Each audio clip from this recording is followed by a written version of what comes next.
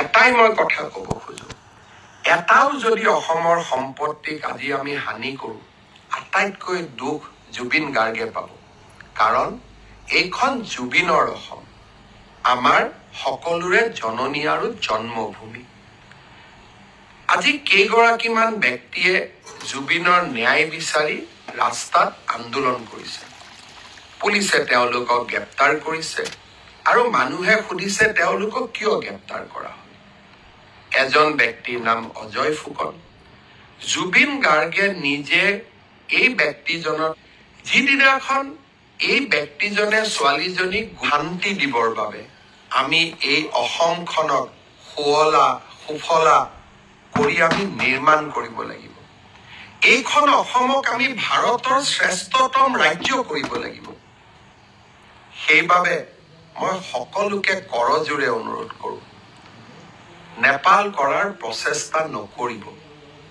কাৰণ ইয়ে জুবিনৰ আত্মাক আটাইতকৈ কষ্ট দিব।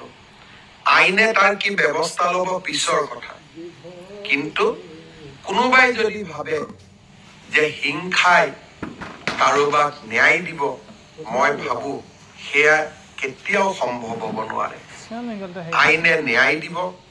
অসমৰ মুখ্যমন্ত্ৰী হিচাপে মই আপোনালোকক প্ৰতিশ্ৰুতি দিছো, শ্যাম কানু মহন্ত, সিদ্ধাৰ্থ শৰ্মা, শেখৰ গোস্বামী, যোনেই নহওক কিয়, আৰু দুই এজনৰ নাম মই লোৱা নাই, আমি কেতিয়াও তেওঁলোকক বিচাৰ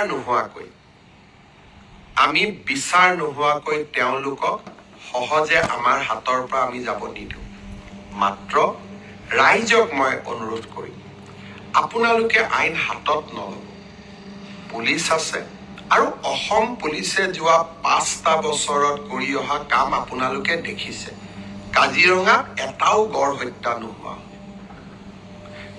শিশুক ঢিঙৰ ঘটনা জানে, আমি কাকো কেতিয়াও এৰি দিয়া নাই।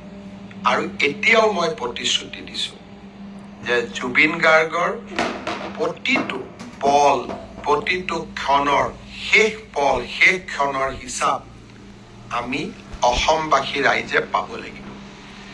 ধৈৰ্য আমাৰ থাকিব লাগিব। কাৰণ যদি আমি ধৈৰ্য হেৰুৱাই পেলাওঁ, তেতিয়াহ'লে আমি আমাৰ মানসিক সন্তুলনো হেৰুৱাই পেলাওঁ, আৰু তেতিয়া আমি আমাৰ আকাংক্ষিত লক্ষ্যত উপনীত হ'ব নোৱাৰোঁ। শ্যাম কানু মহন্ত, সিদ্ধাৰ্থ শৰ্মাৰ বিৰুদ্ধে আমি লুক আউট নটিচ ইছ্যু কৰিছো, অৰ্থাৎ তেওঁলোক এতিয়া বিদেশলৈ পলাই যাব নোৱাৰে। পোষ্টমৰ্টেম ৰিপৰ্ট ছিংগাপুৰৰ পৰা আনিবৰ বাবে আমি প্ৰচেষ্টা কৰিছো। গুৱাহাটী মেডিকেল কলেজৰ পোষ্টমৰ্টেম ৰিপৰ্ট ইতিমধ্যে প্ৰস্তুত হৈ উঠিছে। দিল্লীৰ CFLলৈকে আমি তেওঁৰ ভিচেৰা চেম্পল পঠাইছো, যাতে তেওঁৰ শৰীৰত কোনোবাই বিষ প্ৰয়োগ কৰিছিল নেকি তাৰ বিষয়ে যাতে আমি জানিব পাৰোঁ। শ্যাম কানু মহন্তৰ প্ৰত্যেকটো একাউণ্ট, পেন কাৰ্ড, তেওঁৰ ক্ৰেডিট কাৰ্ড আমি সকলো ফ্ৰিজ কৰিছো, যাতে তেওঁ বহু দিনলৈ বাহিৰত থাকিব নোৱাৰে। আৰু 6 অক্টোবৰৰ দিনাখনলৈকে যদি সিদ্ধাৰ্থ শৰ্মা আৰু শ্যাম কানু মহন্ত নাহে, অসম পুলিচে আপ্ৰাণ প্ৰচেষ্টা কৰিব তেওঁলোক য'তেই আছে তাৰ পৰা আমি উভতাই অসম ভূমিলৈ লৈ অহাৰ বাবে। আৰু আপোনালোকৰ হাততো কিবা তথ্য থাকিলে আপোনালোকেও আমাক সহযোগিতা কৰিব। জুবিন ৰাইজৰ সম্পদ। জুবিনক ন্যায় দিয়াৰ দায়িত্ব প্ৰত্যেকগৰাকী অসমবাসী ৰাইজৰ কৰ্তব্য। আমি কেইজনমানে এই দায়িত্ব মূৰত তুলি ল'ব নালাগে। এই দায়িত্ব 3 কোটি অসমৰ জনতাই আজি মূৰত তুলি লৈছে। আৰু জনতাৰ প্ৰতিনিধি হিচাপে এই দায়িত্ব মই নিষ্ঠাৰে আৰু সততাৰে সৈতে পালন কৰিম। প্ৰতিটো মুহূৰ্ত আজি কোনোবা এজন বেলেগ সিদ্ধাৰ্থ শৰ্মা আহি পাব দিল্লীত, আমি উৰা বাতৰি উলিয়াই দিম যে 10 বিত বহি থকা ব্যক্তি এইজনেই হয়। আৰু এটা উৰা বাতৰি উলিয়াই দিম, শ্যাম কানু মহন্ত গুৱাহাটীতে বহি আছে। মই ভাবো উৰা বাতৰি আমাৰ মনবোৰ অশান্ত কৰিব। এখন জুবিনৰ হকে কাম কৰা, নিষ্ঠাৰে কাম কৰিব বিচৰা চৰকাৰ আৰু অসমৰ মুখ্যমন্ত্ৰী আপোনালোকৰ লগত আছে। যিদিনাখন মই বিফল হ'ম, সিদিনাখন আপোনালোকে মোক শাস্তি দিব। কিছুমানে কৈছে যে 26ত ভোট নিদিওঁ। সি স্পষ্ট কথা, আমি যদি জুবিনক ন্যায় দিব নোৱাৰো, আমাক আপোনালোকে কিয় ভোট দিব? নিদিয়াটো স্বাভাৱিক, আৰু তাক আমি মানিও ল'ব লাগিব। সেইবাবে ৰাইজক মই আকৌ এবাৰ আন্তৰিকতাৰে সৈতে জনাব খুজিছো যে মই মোৰ লক্ষ্যত অটল হৈ আছো, আৰু এই লক্ষ্যত অটল হৈ থাকিয়ে মই কাম কৰি যাম। আজিৰ পৰা 10-12 বছৰ আগতে শ্যামকানু মহন্তৰ লগত কেতিয়াবা উঠা ফটো এখন সামাজিক মাধ্যমত দিব।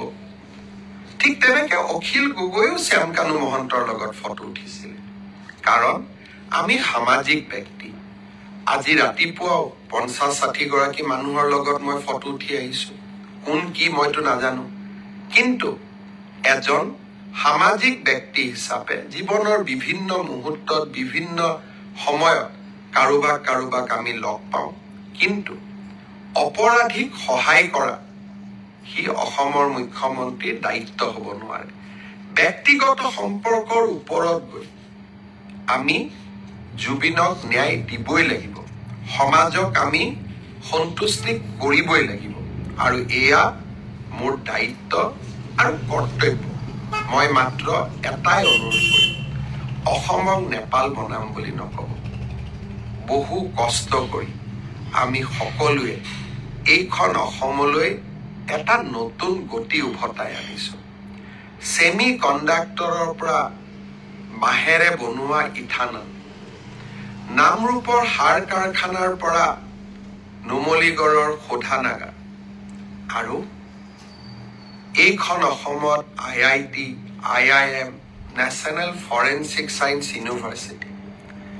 মোৰ অসম আজি বিকাশৰ অনন্য যাত্ৰালৈ আগবাঢ়ি গৈছে। 1.5 লাখ যুৱক যুৱতীয়ে চৰকাৰী চাকৰি পাইছে, এটকাকৈ ঘোষ নিদিয়াকৈ।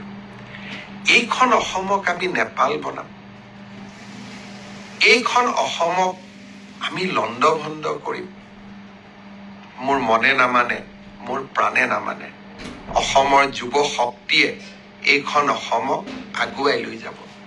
এইখন জুবিনৰ অসম, এইখন ভূপেন হাজৰিকাৰ অসম, এইখন জ্যোতি বিষ্ণুৰ অসম, আৰু এইখন অসমক আমি মহাশক্তি কৰিব লাগিব।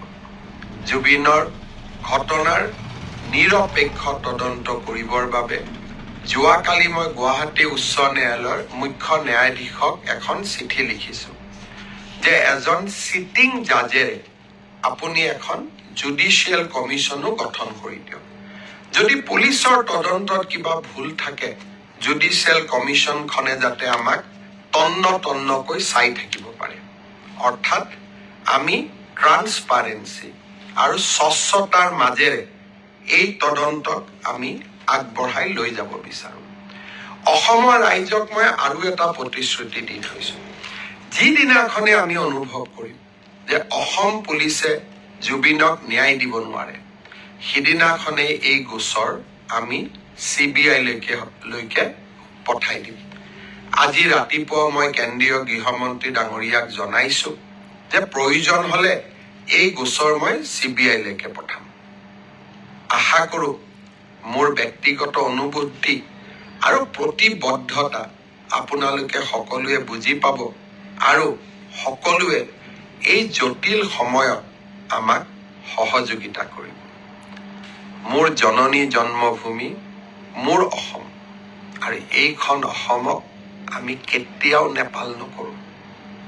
এইখন অসম সদায় বিকাশৰ গতিৰে আগবাঢ়িব, আৰু যিসকলে অসমখনক নেপাল কৰিব খুজিব তেওঁলোকৰ লগত মোৰ ৰাস্তা নিমিলে, আৰু তেওঁলোকক জীৱনৰ শেষ মুহূৰ্তলৈ আৰু জীৱনত এটোপা ৰক্ত থকালৈকে অসমক নেপাল কৰিব খোজা সকলৰ সৈতে সাহসেৰে মই থিয় দিম। লাগিলে